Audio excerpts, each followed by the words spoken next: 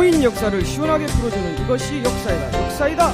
시작하겠습니다. 교수보다 교수 같은 정 교수님, 마음 약한 신이 아니라 빡시게 공부하는 박신님, 지성과 미모를 겸비하고픈 제이님, 저는 넘버 3입니다. 네, 이렇게 해서 연개소문과 연개소문의 성과 이름 그리고 가계도를 한번 이렇게 알아봤는데요. 자, 이제 연개소문의 어떤 활약에 대해서 한번 직접적으로 한번 알아보도록 하겠습니다. 먼저 연개소문이 이제 고구려의 그때 당시의 태왕이었던 영유태왕과 대립을 하게 되는데요. 그때 당시에 대해서 사사가 서로 다르게 얘기를 하고 있죠. 그 진실은 무엇인지 한번 살펴보도록 하겠습니다. 네. 지난번에도 말씀을 드렸었는데요. 바로 당태종의 침략 명분으로 제기되는 문제죠. 뭐냐면은 연개소문이 왕을 살해했다, 시해했다라는 것인데요. 그것은 바로 연개소문이 영유왕을 시해했다라는 것입니다. 고구려의 영유왕을. 그러면서 이제 당태종은 계속해서 아니 한 일개의 신하가 왕을 시해하다니 내가 그 국정을 안정시키러 가야겠다. 이렇게 얘기를 하면서 침략 명분으로 내세웠던 건데요. 그렇다면은 진짜 영유왕께서 연개소문의 손에 의해서 시해를 당했는가라는 것을 한번 살펴보도록 하겠습니다. 사실 삼국사기는 아까 전에도 말씀드렸듯이 뭐 신당서라든지 구당서, 뭐 자치통감 이런 이제 중국의 사서들을 기반으로 해서 고당 전쟁을 묘사를 하기 때문에 삼국사기에서는 연개소문은 살인자처럼 묘사가 되죠. 그러니까 성품도 잠포하고 영유제를 시해하고는 보장왕을 올린 그런 사람으로 묘사가 됩니다. 개소문 열전에서도 사실 당태종은 끊임없이 이 침략 명분을 강조를 합니다. 원래 우리 땅을 본토를 회복하려는 것보다도 연개소문이 왕을 살해했으니 내가 가겠다라는 것을 계속해서 주장을 하지만요. 환단고기에서는 이 영유왕과 연개소문 사이에 어떠한 대립이 있었는지 그리고 실제 영유왕이 살해된 것인지 거기에 대해서 구체적으로 기술을 하고 있어요. 영유왕과 연개소문은 도교 도입과 장성 축조 문제로 인해서 대립을 겪게 됩니다. 환단고기 태백일사 고구려 국본기를 보시면은 영유제를 어떻게 표현을 하냐면 이전의 열제들이 남긴 법을 모두 버리고 당에 사신을 보내어 노자상을 구해왔다. 그리고 노자 도덕경 강론을 듣게 하셨다. 이렇게 얘기를 합니다. 그러니까 당나라에서 도교를 적극적으로 도입하려고 했다는 거죠. 그리고 무리 수십만을 동원하시어 장성을 쌓는데 부여현에서 남해부까지 그 거리가 천여리였다. 이 장성을 쌓는데 부여현에서 남해부라는 것은 부여현 같은 경우에는 지금의 하얼빈과 장춘 사이 맞습니까? 보통 이제 그쪽으로 많이 보고 있죠. 네. 거기서부터 남해부라는 것은 그 요동반도 살짝 북쪽에 있는 해성. 그렇게 보고 있는데 과연 그것이 실질적인 천리장성이냐. 그거는 사실 의문이 가요. 어쨌든 뭐 이런 이제 시도를 하는 것처럼 묘사가 됩니다. 영유왕께서. 그래서 도교도 도입하고 장성, 축조를 주장을 하는데 이때 연개소문이 이제 반기를 드는 것이죠. 반대를 하는 것이죠. 뭐라고 하냐면 도교 강론을 그만두도록 청원하고 장선 쌓는 일을 중지시키도록 이해를 따져 간절히 아뢰었다. 그러니까 이제 왕께 도교를 수입하는 것 그리고 장성을 쌓는 것을 반대를 했다는 겁니다. 그런데 임금께서 매우 언짢게 생각하여 연개소문의 군사를 빼앗고 장성 쌓는 일을 감독하라고 명하셨다. 이게 이제 너무 마음에 안 드신 거죠. 영유왕께서. 그래서 군사까지 빼앗고 오히려 장성을 쌓는 일을 감독하라고 명을 하셨대요. 뭐 장성을 쌓는 거면 좀 멀리 가는 거겠네요. 그죠? 네. 멀리 네. 가는 거죠. 반대했던 거를 오히려 이제 네가 책임지고 관리를 해라. 감독을 해라. 이렇게 이제 맡기시는 건데 그리고는 이제 멀리 보내시고는 비밀리에 여러 대인과 함께 연개소문을 주멸하려고 의논하셨다. 이렇게 이제 묘사가 됩니다. 그래서 도교 도입과 장성 축조에 관해서 이제 계속해서 대립을 하는데 연개소문이 결국에는 이제 정변을 일으키죠. 그것은 뭐 삼국사기나 환단고기에서도 일치를 합니다. 왜냐하면은 결국 우리의 적은 당나라고 외세 침략을 이제 대비를 해서 국방을 강화시켜야 되고 우리의 본래 가르침을 이제 유지를 해야 되는데 거기에 반하니까 그래서 연개소문은 범과 이리가 문 가까이에 왔거늘 나를 구하기는커녕 도리어 죽이려 하는가 하고는 실제 임금이 연개소문을 주멸하려고 했던 그 무리들 그리고 신하들을 이제 모두 제거하게 되죠. 그리고는 이제 임금께서 상황이 이렇게 돌아간다는 것을 이제 소식을 접하시고는 조칙을 내려서 병사를 모집하려고 했으나 나라 사람이 한 명도 오지 않았다. 그래서 여기에서 이제 영유왕께서는 부끄러움을 이기지 못하고 스스로 목숨을 끊어 붕어하셨다라고 되어 있습니다. 사실 이때 연개소문이 이렇게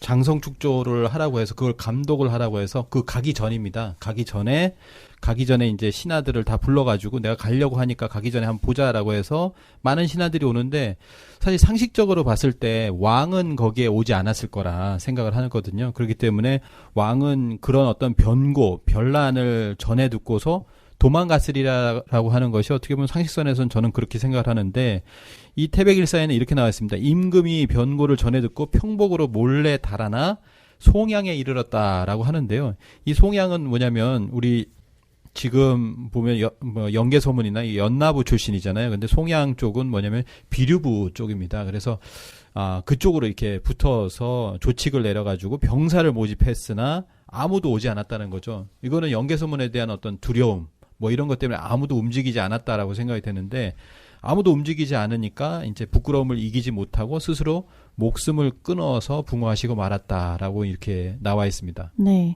그러니까 삼국사기에서는 연개소문이 왕을 시해했다라고 얘기를 하지만 태백일사에서 묘사된 부분을 보면 무엇 때문에 대립을 했는지 그리고 영유왕께서는 결국 스스로 붕어하셨다라는 것을 얘기를 하고 있거든요.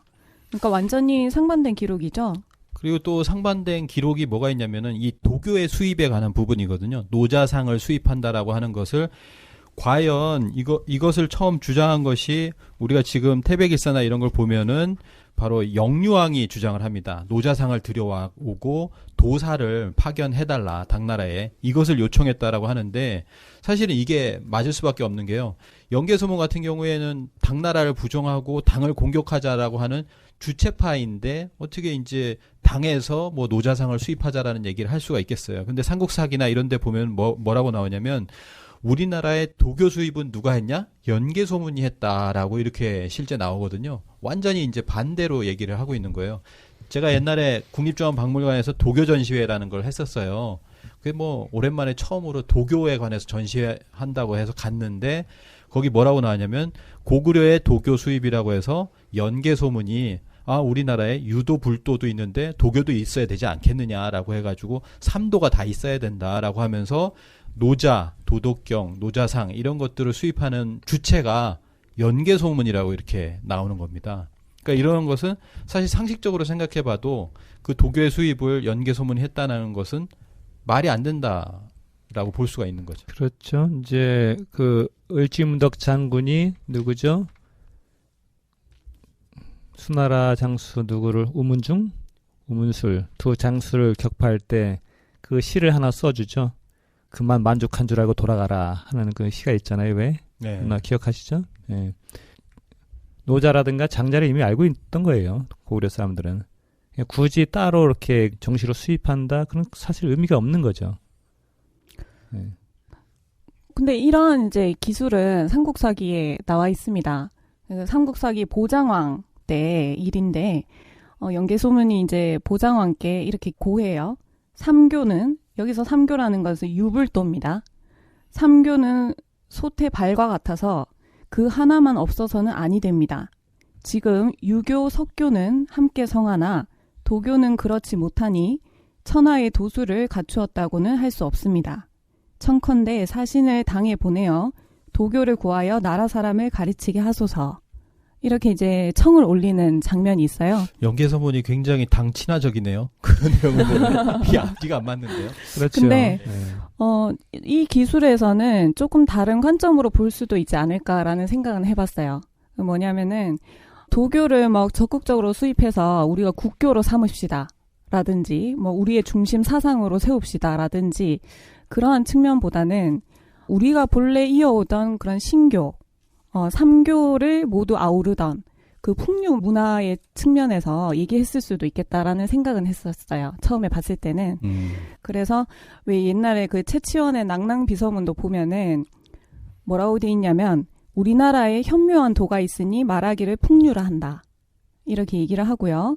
그것은 근본적으로 유불선 3교를 이미 자체 내에 지니어 모든 생명을 가까이 하면 저절로 감화한다. 이런 이제 비문이 있듯이 사실 만약에 진짜 영계소문께서 도교를 좀 흡수를 해야 된다라고 얘기를 했던 것은 나라의 주체사상을 밀어버리고 도교를 완전히 중심 사상으로 잡자라는 것보다도 원래 우리가 유불선 3교를 균형 있게 가지고 오던 근본 가르침이 있었다는 거죠. 그런데 지금은 유교랑 뭐 불교 같은 경우에는 성하고 있으나 도교는 좀 미약합니다. 뭐 이런 이제 관점에서 풀이해 볼 수도 있지 않을까 이런 생각도 해봤습니다. 이제 문제가 되는 건 이 도교는 당나라의 국교예요. 당시. 왜냐하면은 노자의 성이 이씨라 해가지고 당태종 성도 이씨죠. 예. 그래서 노자를 상당히 높여서 국교로 삼는 거죠. 그러다 보니까는 어떻게 보면 고구려에서 이 당나라의 국교를 받아들였다 하는 얘기가 돼버리는 거거든요. 그런 상당히 문제 있는 기술이 되는 거죠, 이게. 예. 하지만 뭐 단재 신채호 선생님께서도 우리나라가 뭐 유교가 들어오면 한국의 유교가 아니고 공자의 한국이 되고 석가의 한국이 되고 그런 것들이 문제라고 하셨잖아요. 사실은 뭐 외래 사상이 들어오는 것을 막을 수는 없는데 그것을 어떻게 융합해서 본래 가르침을 잊지 않고 잘 발전시키느냐, 그것을 어떻게 이제 활용하느냐의 문제인데 영계소문의 실제 역사를 이제 조명해 본다면 도교를 완전히 우리의 그 주체 사상으로 삼자 이런 입장 아니었다는 거죠. 예. 그래서 마찬가지로 이제 조선 상고사에 등장하는 내용인데요. 이제 단재 신채호 선생님은 삼국사기 계소문 열전이라거나 고구려 본기에 나오는 장성 쌓는 일을 연계소문의 주청에 의해서 시행한 것이라 하였으나 이는 연계소문이 당나라의 노자상과 도사 파견을 요청했다는 것과 같은 종류의 근거가 없는 거짓말, 즉 무설이다라고 이제 이야기를 하고 계십니다. 그러니까 실제로 영유제가 한 것을 갖다가 연계소문이 한 것으로 이렇게 뒤바꿔 놓은 것. 그러니까 완전히 어떻게 보면 우리가 이런 연계소문 또는 안시성 이런 것에 관해서는 뒤바뀐 게 많다. 왜곡된 게 굉장히 많다라는 생각이 이렇게 듭니다. 그래서 실제로 이 노자상을 구해와서 도덕경 강론을 하게 했다라는 것도 영유제고, 그리고 이 장성을 쌓자라고 해서 어떻게 보면 그때 당시 이제 백성들이 힘들어하는 그런 일들을 이렇게 맡긴 것도 영유제인데 어떻게 보면 거꾸로 연계소문이 그런 걸 했다라는 쪽으로 이렇게 바뀌어버린 것 같습니다. 예. 그래서 이제 연계소문은 일관되게 고구려의 우왕거리는 당나라다라는 생각을 가지고 있었다는 거죠. 그래서 연계소문은 계속해서 이제 서수 남진파를 실각시키거나 오히려 정변을 일으켜서 이제 정리를 하시거나 그렇게 하셨는데 연계소문은 남수 서진 정책을 강조를 하셨던 분입니다. 그래서 우리의 우왕거리는 신라와 백제가 아니라 당나라다. 이것을 이제 왕께도 계속해서 이제 주청을 올렸던 것이죠. 네, 그래서 뭐 아니 하세요, 번호님. 그래서 이제 조선 상고사에서도 그 연계소문께서 탄식하여 이런 말씀을 하셨다고 기술이 되어 있습니다. 고구려가 남진 책을 고수하다가 천재 이루의 호기를 놓쳐버린 것이 적지 않구나. 이런 이제 탄식하는 그 문구가 있는데요. 살수대첩이라든지 그렇게 이제 수나라를 물리치고 그렇게 하면서 사실은 그 기세를 몰아서 더 들어갔어야 됐다. 서벌 정책, 서진 정책을 계속해서 밀고 갔어야 됐는데 사실은 머뭇거렸거든요. 그래서 그 천재 1호의 기회를 놓쳐버린 거예요. 그러니까 시간이 지났고 많이 늦은 감이 있지만 그래도 우리는 이것을 계속해서 고수하고 중국 대륙 쪽으로 진출을 해야 된다. 이런 말씀을 하시는 겁니다. 사실은 그래서 이제 연계소문이 국방을 힘써가지고 당나라가 강성해지는 것을 이렇게 대비하게 되는데요. 그래서 뭐냐면은 아까 말씀하신 것처럼 남쪽을 지킨다. 백제와 백제의 상좌편과 만나서 양국이 병존할 수 있는 방안을 세우고 또 뭐냐면은 신라의 사신 김춘추를 청해서 자신의 집에 머무르게 합니다. 머무르게 하면서 이렇게 얘기를 하죠. 우리는 핏줄이 같은 삼국결애다. 그래서 힘을 모아서 곧장 장안을 무찌른다면 당나라 괴수를 사로잡을 수 있을 것이요.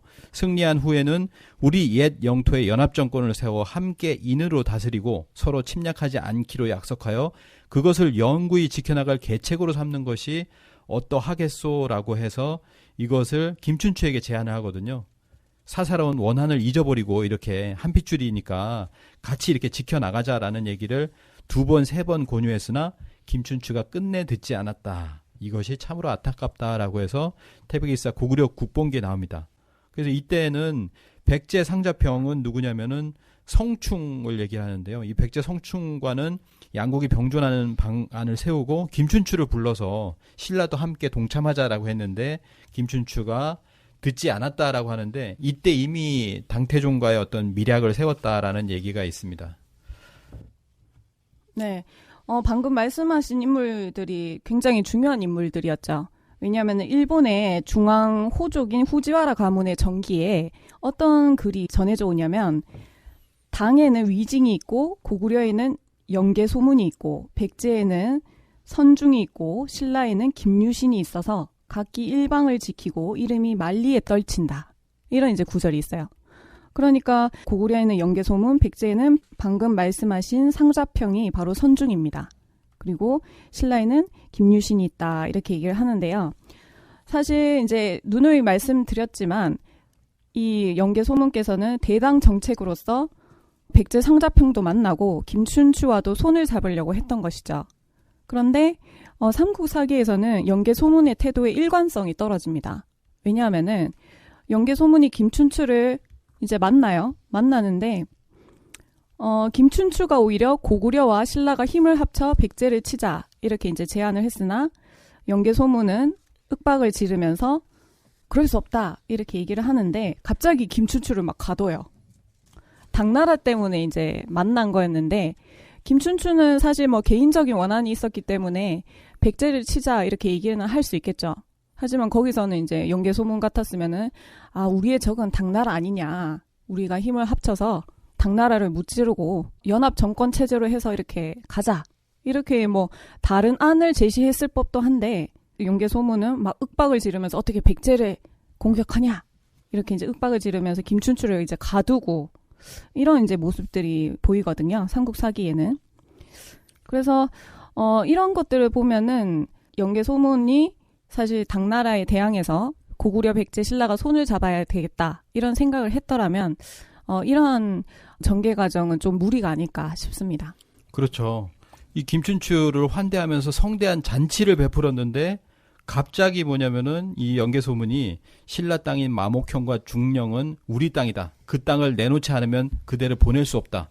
이런 어떻게 보면 협박이죠, 협박. 네, 갑자기 불러다가 잔치를 해놓고 거기가 우리 땅에 우리 땅 내놓지 않으면 너를 돌려보낼 수가 없다. 당나라 정책은 없는 거예요. 이게 사실 말이 안 되는 게 사신을 갖다가 초대를 했는데 그 사신이 너 우리 땅 주지 않으면은 널 돌려보내지 않을 거야라고 한다고 해서 그 신라가 이게 땅을 주는 게 아니잖아요. 그 김춘추한테 얘기한다고 되는 것도 아닌데 이렇게 얘기를 했어요. 그러니까 김춘추도 얘기를 하죠. 한나라의 땅을 어찌 일개 신하가 마음대로 할 수 있겠습니까? 신은 명령을 따를 수 없습니다. 하니까 가두었다라고 하고 뭐 이렇게 가두면 탈출하는 내용이 나오는데 이게 참 그 좀 앞뒤가 안 맞는 영계소문의 어떤 속 좁은 모습으로 이렇게 보여지는 이게 앞뒤가 안 맞는 거거든요. 영계소문이 이 백제와 신라와 함께 당을 치자라고 해서 협상하는 그런 과정에서 이런 식으로 해서 파토를 냈다라고 하는 것 자체가 삼국사기가 좀 이상한 서술을 하고 있다 이런 생각이 듭니다. 그러니까 당시에는 백제가 이제 고구려하고 연합을 하는 상황이었죠. 상황에서 그런 바탕에 백제가 신라를 끊임없이 잠식해 들어가잖아요. 그 과정에서 대야성 그 성주 누구죠? 성주 그러니까 김춘추의 딸 사위와 함께 죽잖아요. 성이 함락되면서 백제에 대한 강력한 원한을 가지고 있죠. 네, 그러니까 그 원한 하나만 가지고 이제 그 복수하기 위해서 찾아갔는데 근데 김춘추는 너 그 사적인 복수를 접어두고 삼국이 힘을 합해가지고 중원을 함께 정벌 해서 같이 나눠 다스리자 했는데 김춘추가 말을 안 듣는 거죠. 그러니까 네, 방금 하신 말씀은 네. 이제 연개 소문이 제안했던 거죠. 그렇죠. 여기서 이렇게 제안했는데 하도 말을 안 들으니까 저 자식이랑 또 당나라로 가가지고 또 엉뚱한 짓 벌일지 모르니까 아예 가둬버리자 해서 가둬버렸다고 볼 수 있겠죠. 그렇게 보면은 좀 네. 말이 네, 되거든요. 그렇게 보면은 네. 좀 이해가 가는데 그러니까 후한을 이제 저놈을 그냥 김춘추를 그냥 놓아 보내면은 이제 또 다른 뭐 후한거를 만들 수 있기 때문에 아예 그 후한거를 제거하기 위해서 가둬뒀는데 이 참 그 역사라는 건 참 묘하게 흘러가잖아요. 거기서 이제 이 토끼의 간 얘기가 나오죠. 김춘추가 이 옥에 갇혔을 때, 그 고구려 이 관리한테 그 얘기를 전해 듣고 꾀를 써서 이제 탈출해 버리죠. 예. 그로 인해 가지고 이제 결국 우리 역사가 또 바뀌는 그런 일이 벌어지는 건데, 그건 뭐 우리가 이제 와서 뭐 옛날에 안 그랬으면 그렇게 할 이유는 없고, 우리는 이제 그 역사 속에 또 다른 이제 교훈을 얻어야죠. 어쨌거나 여기에서 당나라와 대적을 해야 되는데 신라와 적을 만들 그런 어떤 어리석은 연개소문은 아니다라는 생각이 들어요. 그러니까 그렇죠. 김춘추에게 이런 것을 땅 내놔라라고 하는 것 자체는 이 자체에서 아니 딱 내려는 얘기는 할 수 있겠죠. 있었겠죠. 네. 있는데 그거보다는 주 안점은 아무래도 당나라를 지금 대적해야 되잖아요. 고구려로서는 연개소문으로서는 그러면은 후방이 안정돼야 돼요. 근데 이제 이미 신라가 함경도까지 치고 들어와 있는 상태잖아요. 그 상태에서는 상당히 뒤가 이제 불편한 거죠. 그래서 가급적이면 이제 김춘추를 달래가지고 어떻게 좀 안정시켜서 그나마 삼국이 연합하게 되면은 또 다른 힘이 생기잖아요. 이제 그런 걸 노렸는데 결국 그것이 성사가 안 됐다는 거죠. 사실은 이 김춘추도 사실 뭐 그 사람 개인적인 상황에서는 그럴 수 있다고 봅니다. 김춘추가 이 연개소문의 제안을 듣지 않은 것은 자기 딸과 사위가 그 백제와의 대야성 전투에서 백제군에게 살해가 돼요. 그러니까 백제에 대한 원한이 너무도 이렇게 깊었기 때문에 사실 연개소문이 그런 사사로운 원한은 잊어버려라라고 했을 때 사사로운 원한이라고 하면서 오히려 더 열받아 할 수도 있겠죠. 그래서 김춘추는 백제를 물리칠 힘이 없어서 스스로 사신이 되어 고구려의 원병을 요청하러 온 것이다. 잘못 읽었네요. 네. 네네. 한국말은 뒤에가 의미가 있잖아요. 네. 자, 이제 그러면은 이제 연개소문 중요한 안시성 전투가 있는데요. 이 부분은 사실 지난 시간에 양만춘과 안시성 전투에 관해서 얘기할 때 많은 부분을 얘기를 드렸기 때문에 짤막하게만 이렇게 설명을 하고 넘어가도록 하겠습니다. 네. 우리가 이제 안시성 영화를 보게 되면은 안시성은 버리는 카드가 돼가지고 고립무원 상태에서 버티다가 나중에 고구려 구원군이 와가지고 간신히 살아남는 것처럼 표현이 돼 있잖아요. 그러나 사서를 보게 되면은 이 당태종이 안시성에 도착할 쯤에 이미 고구려 지원군들이 안시성 주변을 포진을 해버려요. 그러면서 이제 이 당나라군을 갖다 이 압박을 하거든요. 그 대표적인 인물이 북부 역살 고현수와 남부 역살 고혜진 네, 이런 그렇죠. 인물들이죠. 네, 15만을 거느리고 왔다. 네. 네. 물론 이제 당세에서는 뭐 금방 항복한 것처럼 돼 있지만은 그 고혜진은 후퇴한 당나라군을 쫓아서 내 집까지 가고 고현수는 항복한 게 분해가지고 대종을 따라 못 가고 죽었다. 그렇게 표현되어 있는데 우리가 이제 지난 시간에 보면은 이제 고현수가 그 환단곡이 계속 등장을 하잖아요. 항복했다고 하는 고현수가. 아마 고혜진은 아마 이제 나중에 패해가지고 잡힌 것 같아요. 그런데 고현수는 현지에서 죽었다고 표현한 거 봐가지고는 아마 환단곡의 내용대로 계속 이제 당나라군을 괴롭혔던 것 같아요. 그래서 그걸 갖다 이제 당나라 역사서에서는 자기들의 이제 이 면피하기 위해서 그런 식으로 돌리지 않았나 하는 생각이 들어요. 그리고 거기서 보면은 연개소문이 평양을 지키기 위해서 그쪽으로 다 집결되어 있는 상황이잖아요. 아니 당장 앞에서 막아야 되는데 이 평양에서만 몰려있단 말이죠. 이 연개소문이 거기에서 이 작전일 수 있겠지만은 현실적으로 봤을 때는 성의 나라, 산성의 나라인 고구려에서 그렇게 한 군데 집중해서 막는 거는 얘기 안 되는 거고 영화는 어차피 이제 허구를 담고 있기 때문에 얘기한다는 것도 좀 문제가 있긴 하지만 그러나 이 현실의 역사 기록하고는 너무 동떨어진 것이 있다. 그리고 영계수문이 양만춘을 끊임없이 죽이려 했기 때문에 구원병을 안 보냈다 하는 그 설정부터 애초부터 잘못됐다는 거죠. 왜냐하면은 방금 얘기한 대로 이미 그 안시성을 구원하기 위한 15만의 군대가 이미 당서에 의하면은 15만의 군대가 이미 갔기 때문에 네. 그래서 영계수문과 양만춘의 어떤 뭐 관계가 안 좋았다, 원수징악이다, 이거는 문제가 있다, 예, 그렇다는 거죠. 네. 북부 욕사의 고현수와 남부 욕사의 고혜진에 관해서는 당서에도 나와 있기 때문에 삼국사기에서도 얘기를 하죠. 15만을 이끌고 왔다. 그것 자체가 이미 이제 중앙 정권에서 안시성에 지원 병력을 보냈다는 거예요. 그렇죠. 안시성이 그만큼 중요한 성이라는 거죠. 네. 예. 뭐 영계소문은 막리지였고 그리고 조의선인의 수령이었고 굉장히 중책을 맡고 있는 상황에서 중앙 정권과 안시성 주인 양만춘이 정말 대립관계였다면 사실 처음부터 그런 지원 병력을 보내지 않았겠죠. 영화에서처럼. 그렇지만 사실은 그렇게 보냈고 그리고 고현수 장군은 삼국사기에서는 고현수와 고혜진이 모두 패하고 뭐 3만 명을 더 불고 가서 이제 항복을 한 것처럼 얘기를 하지만 환단고기를 보시면은 나중에 이제 안시성 정토에서 승리를 한 연후에 영계소문이 양만춘과 고현수 장군을 데리고 더 들어가는, 그러니까 더 추격하는 장면이 나옵니다. 그래서 결국에는 장안까지 들어가게 되고 그때는 이제 이미 승리를 했기 때문에 군악대를 앞세워서 입성하는 모습까지 얘기를 하는데요.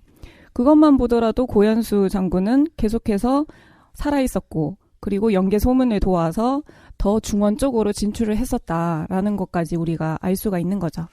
사실 전쟁의 승리자였던 이 고현수 장군 같은 경우에 우리가 뭐 인터넷이나 고현수 검색해 보면은 그런 어떤 패배자 항복해가지고 뭐 이게 당에 투항하고 이런 식으로 이렇게 나오거든요. 어떻게 보면 우리를 이렇게 고구려를 건져준 우리의 조상이기도 한데 그런 분이 명예 회복이 사실 안 됐다라는 생각이 너무나도 이렇게 많이 듭니다. 그 앞서 이제 얘기한 대로 당태종이 안시성을 공격한 이래로 옷 한 번 못 갈아입을 정도였으면은 쉴 새 없이 고구려군의 이 공격을 받아가지고 편히 머무를 시간이 없었다는 거예요. 네. 옷이 다 해질 정도로 도망갔기 때문에. 그리고 그러니까 또 뭐, 그러니까 옷 갈아입을 만한 시간이 없을 정도로 그렇게 시달렸다. 그리고 네. 뭐 쉴 새 없이 공격도 했겠지만은 처음에는 이제 고현수 장군이 고정희의 계책에 따라서 지구전을 펼쳤잖아요. 거기서도 똥줄이 탔을 거예요 아마. 그러니까 이제 항상 갑옷을 입고 있어야 되는 상황이 돼 있던 거죠. 네. 그리고 유인해도 오지를 않고 이쪽으로 더 왔으면 좋겠는데 딱 이제 고선을 지키고 다시 돌아가고 이런 모습을 보이니까 군량도 떨어지면서 시간은 시간대로 가고 굉장히 힘든 상황이었겠죠. 아마 이제 밥 한 숟갈 뜨려고 하면은 저치다 와 하는 소리에 뭔 소리냐 고구려군입니다. 그럼 밥도 못 먹고 내려놓고 아마 이제 그런 상황이 한 3개월 이상 계속됐다는 얘기죠. 그래서 이 고현수 장군과 이 고혜진 이런 분들의 15만 말갈 군사와 함께 이런 15만의 거의 포위를 당해서 두려운 빛이었다라고 하는 게 맞는 거거든요. 당태종이 이렇게 두려워할 정도의 어떤 그런 모습들, 지구전도 펴고 기습도 하고 뭐 이렇게 하는 과정, 그리고 거기에 이제 제갈공명 같은 그때 이제 고정의의 그 의견을 다 들어서 그렇게 했다라는 거죠. 근데 이제 지금 사서에서 보면은 이 고정의 얘기를 듣지 않았다라는 쪽으로 이렇게 거꾸로 다 이렇게 바뀌어 있거든요. 사실은 이런 것을 보면 사실은 그때 당시에 고구려의 어떤 역사책이 있었는데 당시에 이 역사, 전쟁의 승리 역사를 남겼는데 그거를 어떻게 보면 신당서, 구당서 이런 곳에서 거꾸로 어떤 왜곡시키는 어떤 자료로 사용하지 않았나라는 생각이 들 정도로 그런 그 하나하나의 사건들을 거꾸로 뒤집어 놓은 느낌이 이렇게 많이 든다는 거죠. 그렇죠. 고현수 장군께서 정말 통탄하실 일이네요. 한두 개가 아니니까. 그러니까 이세민이 고구려를 치기 위해서 644년 11월 유주, 그러니까 하북성 중부에 이제 도착을 해요. 그때 일장 훈시라고 고구려를 공격에 들어가는데 다시 장안에 들어간 건 2년 뒤예요. 646년 3월 봄이 돼서야 겨우 장안으로 돌아가요. 그러니까 2년이라는 시간을 갖다가 이 전쟁터에서 보낸 거죠. 그러니까 만약에 승리를 했으면은 그렇게 오랜 시간 걸릴 필요가 없는 거죠. 돌아가는데도. 그냥 어떻게 보면 결국에는 전쟁에 진 것이 바로 당나라인데 딱 하나 안시성에서만 졌다라는 쪽으로 어쩔 수 없이 지긴 졌으니까 한 번은 져야 되니까 이제 안시성에서만 진 것처럼 이렇게 해가지고 만들어 놓은 것이 아닌가. 나머지는 다 승리를 연전연승을 하다가 거기에서만 이렇게 진 걸로 이렇게 만드는 그런 그러니까 어떤 이제 일부 수작을 부렸다는 거죠. 유동성이라든가 이제 예. 이 계모성. 네, 계모성, 요동성, 배감성. 예, 그 정도는 이제 얻었는데 그 나머지는 성공을 못했다는 거죠. 예. 네. 근데 배감성도 손대음 그 배감성주 손대음이 사실은 전략상 항복을 한 것으로 나오거든요. 태백일사에는. 아, 항복할게. 기다려줘. 응? 그래, 기다릴게. 그래, 또 항복을 안 해. 너 왜 항복 안 하니? 항복한다 그랬잖아. 알아서 좀만 기다려봐. 내부에 문제가 있어요. 좀 기다려줘요. 알아서 기다릴게. 근데 또 이제 그게 계속되다가 승질 나니까 이제 쳤겠죠. 예. 그러면서 이제 뭐 워낙 대군이 와 있으니까 그 내부에서 이제 불만 품은 사람이 있어가지고 이 성문을 열어줬겠죠. 사실 뭐 환단국의 기록으로 인해서도 이 성주 손대음 장군은 결국에는 진 것으로는 보여집니다. 그렇지만 실제로 이렇게 항복을 하려고 했다기보다는 빈틈을 타서 이제 반격하려고 했던 것이었다라고 해서 어떻게 보면 우리 측의 어떤 주장을 이렇게 좀 펴고 있는 거죠. 그러니까 내부에 이제 이 반역자로 인해 가지고 빨리 함락됐다고 봐야겠죠. 사실 뭐 최근에 이제 미스터 선샤인 마지막 편을 봤는데요. 거기 보면 마지막에 고종 앞에서 이렇게 얘기를 하잖아요. 그 통역관이 의병 뭐 누구 뭐 이런 것처럼 저는 그 장면에서 울었어요. 우리가 패배하진 않았지만 우리가 여기 보면 지금 패배한 걸로 나오는 이분들 고연수 장군, 그다음에 고혜진 장군, 그다음에 대로 고정희 이런 분들 그리고 뭐 배감성주, 손대음 이런 분들을 다 안시성의 양만춘뿐만 아니라 모두 기억할 필요가 있다라는 생각이 그럼요. 듭니다. 예. 이렇게 기록 한번 잘못되면 수천 년간 입에 오르내리거든요. 그러니까 기록을 가지고 있는 자와 기록을 가지고 있지 않은 자의 차이가 여기서 생겨나는 거예요. 그러니까 왜 북방 민족들이 제대로 평가를 못 받느냐. 거란 이후에는 자기 기록을 남겼어요. 근데 그 이전에는 자기 기록들을 안 남겨놨다는 거죠. 그러다 보니까는 중국인들이 일방적으로 기록해놓은 것에 의해서 북방 민족을 바라볼 수밖에 없는 상황이다 보니까 왜곡된 눈으로 그동안 많이 바라봐 왔다는 거죠. 역시 우리 역사 마찬가지죠. 우리가 중원 지역에 끊임없는 전쟁을 통해 가지고 수많은 사서가 소멸되고 그 다음에 내부적으로도 이제 뭐 고구려 백제 신라라든가 아니면 그 후삼국이라든가 그 다음에 그 이후에 이제 외적의 침입으로 인해서 수많은 이제 이 전적이 불타버렸단 말이에요. 그러다 보니까 우리 손으로 쓴 제대로 된 역사책이 없다 보니까 결국 남의 거에 빌려서 남의 눈으로 보게 됐다는 거죠. 그것을 가장 잘 이용한 것이 일본 제국주의다. 근데 그렇게 일본 제국주의가 만들어놓은 그 눈을 특히 고대 사학계가 가장 강력하게 쥐고 있다. 예, 참, 다른 얘기로 넘어가죠. 네, 뭐 그리고 나서도 이제 연개소문과 양만춘 사이가 안 좋았다라는 등 이런 것들도 좀 시정되어야 될 그런 것이다라는 생각이 듭니다. 영화에서도 그런 식으로 나오고 그래서 양만춘을 수차례 자객을 보내가지고 죽이려고 하는 것으로 이렇게 묘사를 하는데요.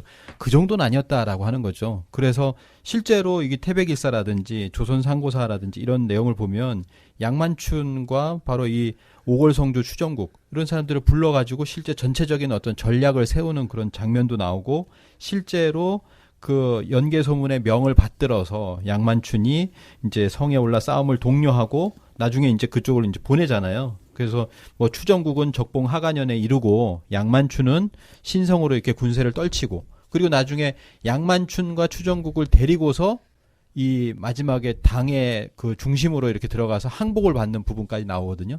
그건 뭐냐면은 만약에 그가 이제 사이가 안 좋고 적대적인 관계였다면 분명히 그 항복을 받는 그 자리에 양만춘 이런 장군을 데리고 가지는 않았을 거다라는 생각이 듭니다. 이런 것들이 이제 지금 뭔가 뒤틀려 있구나, 왜곡돼 있구나라는 걸 느낄 수가 있는 거죠.